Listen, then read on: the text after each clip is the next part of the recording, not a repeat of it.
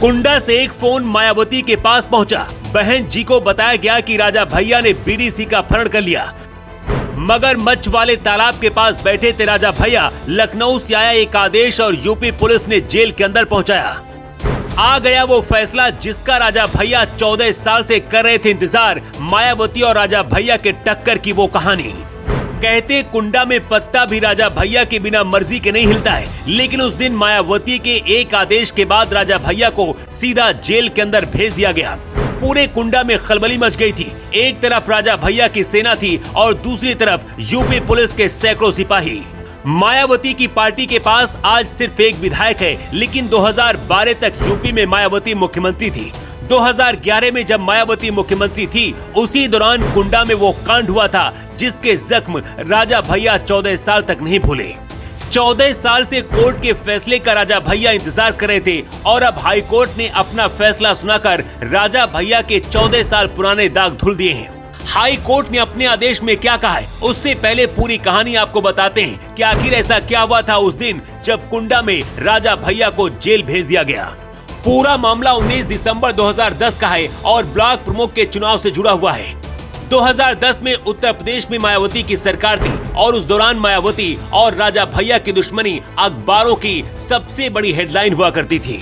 कुंडा में ब्लॉक प्रमुख का चुनाव था। एक तरफ सपा, बीजेपी और खुद मुख्यमंत्री के पद पर बैठी मायावती अपने कैंडिडेट को चुनाव जिताने में लगी थी, लेकिन मायावती के आगे राजा भैया कुंडा में सबसे बड़ा रोड़ा थे। हुआ भी वही, अचानक से पूरे कुंडा में बवाल मच गया। खबर फैली कि राजा भैया ने बीडीसी सदस्यों का अपहरण करवा लिया। मायावती की सरकार में राजा भैया और उनके भाई एमएलसी अक्षय प्रताप समेत कुल 20 लोगों के खिलाफ एफआईआर दर्ज की गई थी।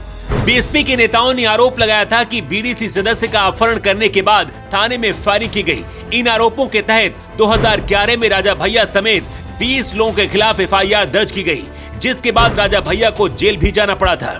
कुंडा में राजा भैया के खिलाफ एफआईआर मनोज शुक्ला ने लिखवाई थी। उस दौरान बीएसपी नेता मनोज शुक्ला और राजा भैया एक दूसरे के राजनीतिक दुश्मन हुआ करते थे।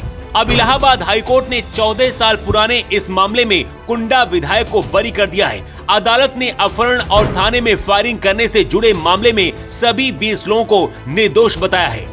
इलाहाबाद उच्च न्यायालय की लखनऊ खंडपीठ ने शुक्रवार को यह फैसला सुनाया। शासन ने 2014 में मुकदमा वापस लाने का आदेश दिया था, लेकिन एमपीएमएलए कोर्ट ने मुकदमा वापस की अनुमति नहीं दी थी। इसके बाद राजा भैया ने हाईकोर्ट का दरवाजा खटखटाया था। अब हाईकोर्ट ने इस मामले में राजा भैया को निर्दोष साबित कर दिया है। मतलब जो आरोप मायावती सरकार में लगाए गए थे वो झूठे थे और राजा भैया को फंसाने के लिए सिर्फ ऐसा किया गया था।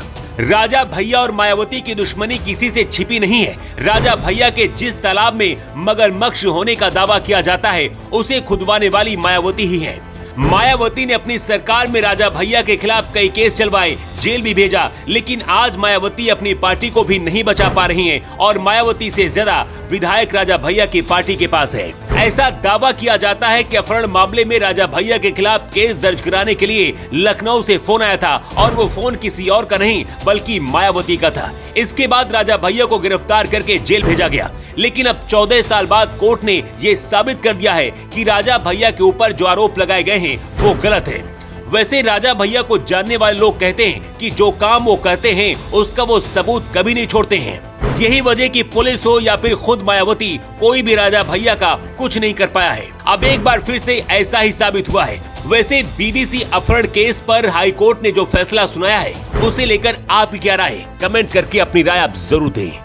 रिपोर्ट।